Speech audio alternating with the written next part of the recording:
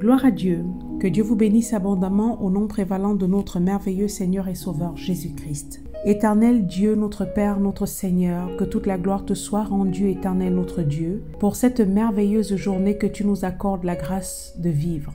Merci pour ce message, Seigneur, que tu adresses à nos cœurs en ce jour. Nous te bénissons de ce que tu éloignes de nous toute confusion, toute lourdeur. Que toute la gloire te soit rendue au nom puissant de notre merveilleux Seigneur et Sauveur Jésus-Christ. Amen. Que Dieu vous bénisse. Nous prenons la parole de Dieu dans Jean chapitre 15 à partir du verset 1 jusqu'au verset 11. Je suis dans la version de Louis II. Je suis le vrai cep et mon Père est le vigneron. Tout sarment qui est en moi et qui ne porte pas de fruit, il le retranche. Et tout sarment qui porte du fruit, il l'émonde, afin qu'il porte encore plus de fruits. Déjà vous êtes purs à cause de la parole que je vous ai annoncée. Demeurez en moi, et je demeurerai en vous. Comme le sarment ne peut de lui-même porter du fruit s'il ne demeure attaché au cep, ainsi vous ne le pouvez pas non plus si vous ne demeurez en moi. Je suis le cep, vous êtes les sarments. Celui qui demeure en moi et en qui je demeure porte beaucoup de fruits, car sans moi, vous ne pouvez rien faire. Si quelqu'un ne demeure pas en moi, il est jeté dehors comme le sarment et il sèche. Puis on le ramasse, on le jette au feu et il brûle. Verset 7. Si vous demeurez en moi et que mes paroles demeurent en vous, demandez ce que vous voudrez et cela vous sera accordé. Si vous portez beaucoup de fruits, c'est ainsi que mon Père sera glorifié et que vous serez mes disciples. Comme le Père m'a aimé, je vous ai aussi aimé. Demeurez dans mon amour. Si vous gardez mes commandements, vous demeurerez dans mon amour, de même que j'ai gardé les commandements de mon Père, et que je demeure dans son amour. Je vous ai dit ces choses afin que ma joie soit en vous et que votre joie soit parfaite. Que Dieu vous bénisse abondamment. Bien-aimé, dispose ton cœur. Ayons le cœur prompt à recevoir avec humilité et douceur ce message que Dieu nous donne en ce jour. C'est au travers de sa parole, c'est au travers de ce genre de message que Dieu nous interpelle une fois de plus. Le Seigneur nous dit qu'il est le vrai cep. Cela veut dire qu'il y en a de faux et c'est Dieu qui est le vigneron. Et en tant que le vrai cep, il nous interpelle, il nous exhorte à rester attachés à lui. Bien-aimé, en cette période, en ce moment où tu es en train d'écouter ce message, malgré toutes les difficultés, les circonstances, les épreuves que tu peux être en train de traverser ou que tu as enduré, reste attaché à Dieu. C'est une décision de demeurer attaché à Dieu. Bien-aimé, je le réitère, il est plus que temps de rester en connexion, en communion avec Dieu et sa parole, afin de ne pas être retranché, jeté dehors et finir sec et brûlé, comme nous venons de le lire. Le bilan doit être fait de cette année 2020. Quel est ton bilan? Comment a été ta vie? Comment a été ta marche avec Dieu? Est-ce que tu as tenu ferme? Est-ce que tu es resté attaché à Dieu? Est-ce que tu as porté du fruit? Ou alors ce message que tu es en train d'écouter te trouve totalement sec et vide, te trouve complètement improductif? Le verset de 2 Corinthiens chapitre 13 verset 5, la partie A dit: examinez-vous vous-même pour savoir si vous êtes dans la foi. Éprouvez-vous vous-même. Dans le texte que nous venons de lire, nous voyons qu'à plusieurs reprises, le Seigneur insiste sur le verbe demeurer. En effet, ce verbe revient 12 fois pour 11 versets que nous avons lus. Et demeurer signifie rester attaché, habiter, vivre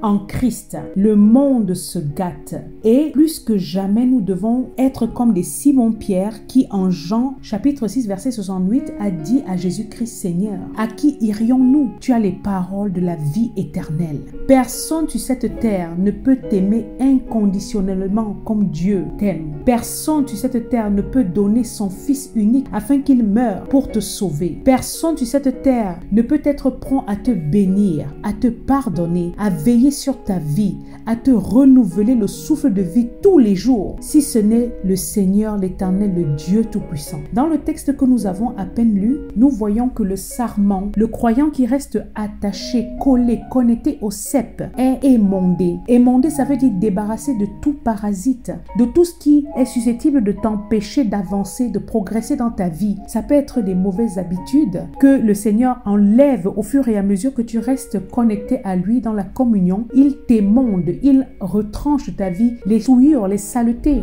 Ça peut être même les mauvaises relations autour de toi. Il te nettoie au fur et à mesure de toute oppression satanique qui t'assaille. Et il le fait pour que tu puisses porter du fruit, que ta vie émerge, que tu sois dans une telle abondance que toi aussi en retour tu puisses bénir les autres. Et c'est pour cela qu'il parle de porter beaucoup de fruits. Et enfin, Dieu voudrait, nous le lisons dans ce passage, que nos joies soient parfaites. C'est la volonté de Dieu que nous soyons dans une joie parfaite. Nous relisons Jean 15, verset 11. Je vous ai dit ces choses afin que ma joie soit en vous et que votre joie soit parfaite. La joie de l'Éternel, c'est notre force, bien-aimée. La joie de l'Éternel, c'est ce qui nous confère la force d'avancer. Dans son cœur de père, Dieu, mieux que tout parent biologique, mieux que tout parent humain, sait de quoi ta vie sera faite demain. Il sait ce qu'il te faut pour que tu sois épanoui.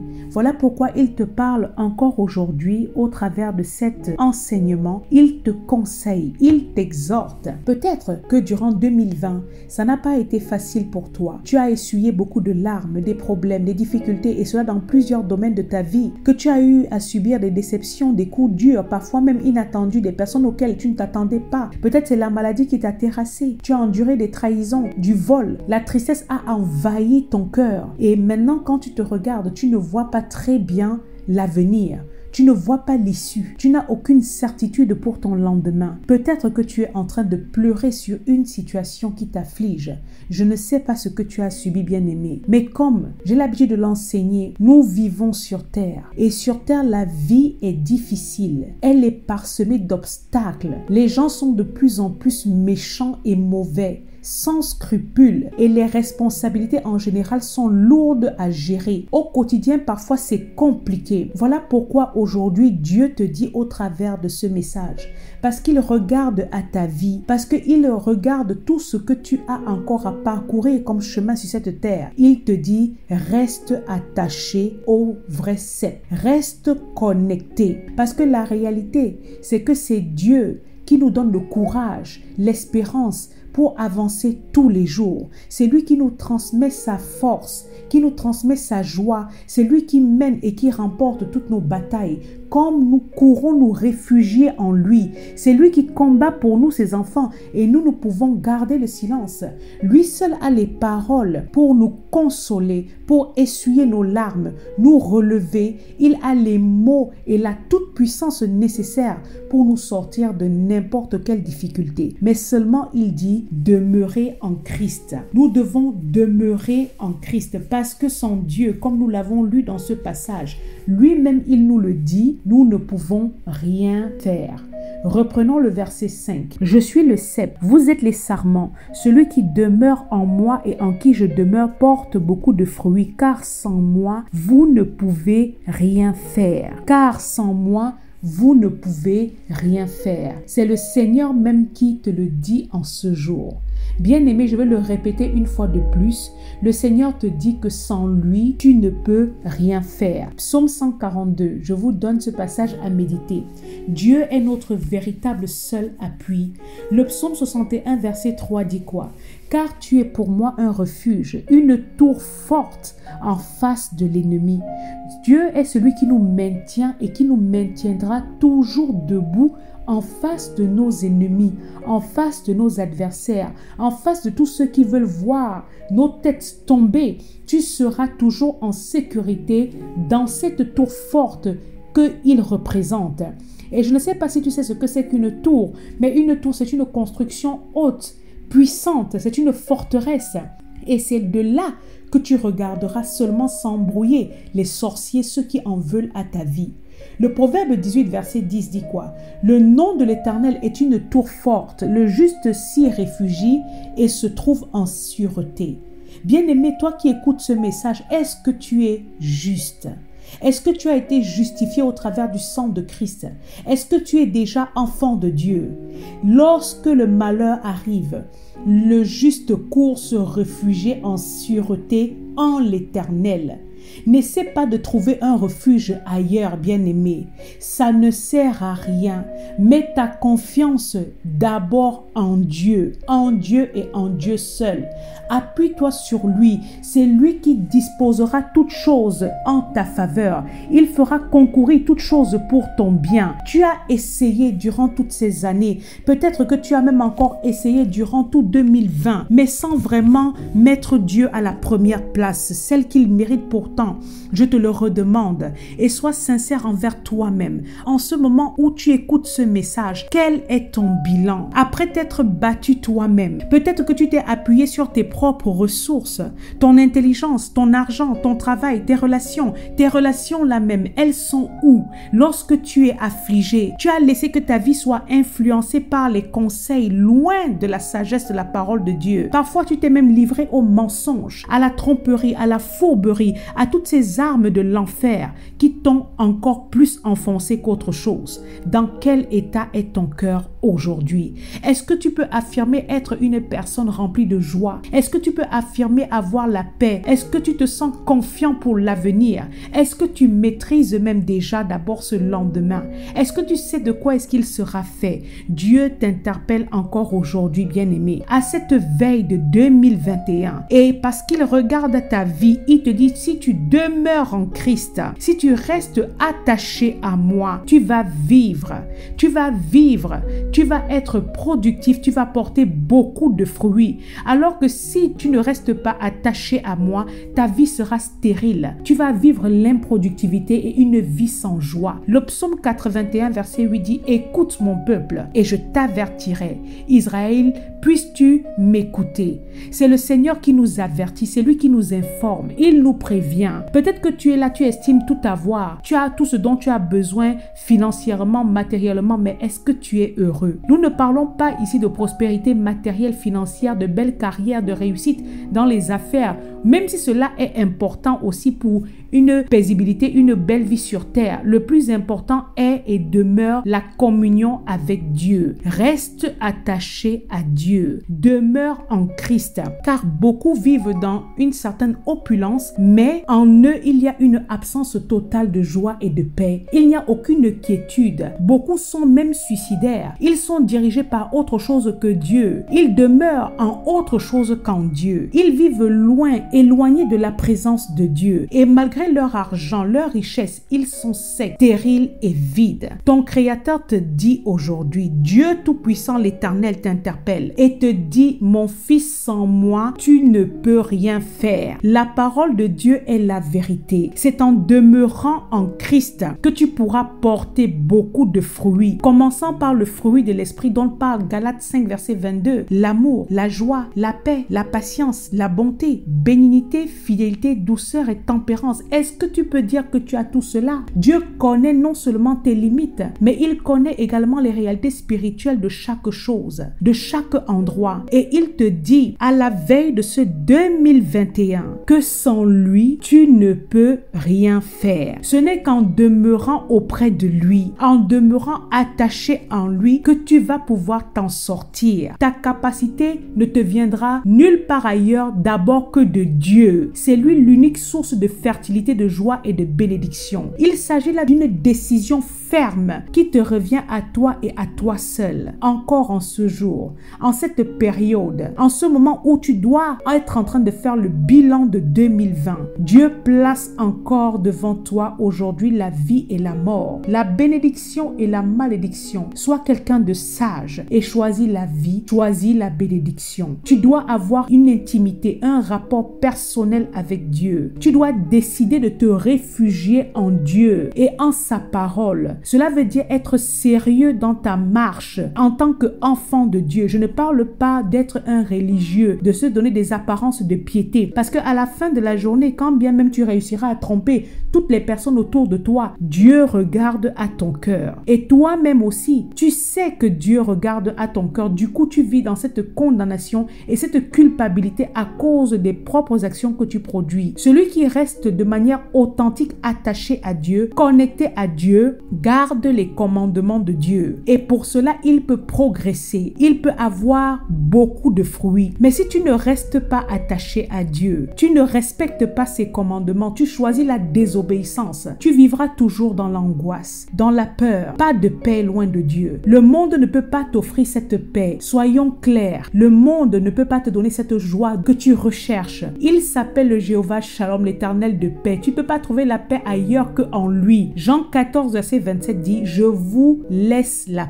paix. Je vous donne ma paix. Je ne vous donne pas comme le monde donne. Que votre cœur ne se trouble point et ne s'alarme point, bien-aimé. » Si tu veux vivre une vie fertile et productive, reste attaché à Dieu. L'Éternel, c'est le Dieu de vérité. S'il s'adresse à nos cœurs de cette manière, cela veut dire qu'il a déjà vu la fin de 2021 avant même que cela ne commence. Il nous exhorte à rester en communion avec lui. Et si toi qui écoutes ce message, tu n'es pas encore un enfant de Dieu, approche-toi du Seigneur. Répands-toi de tes mauvaises actions, de tes péchés. Confesse Christ, accepte-le comme ton Seigneur et ton Sauveur. Rétablis la communion avec ton Dieu, ton Père. Il ne veut pas que tu meurs, mais il veut que tu te répandes et que tu vives. Dieu ne veut pas que tu sois sec et improductif, malheureux, stérile ou autre. Il veut que tu sois béni. Voilà pourquoi il est plus que temps en ce moment de rétablir la communion avec Dieu. Nous ne sommes pas meilleurs que tous ceux qui sont tombés sous cette pandémie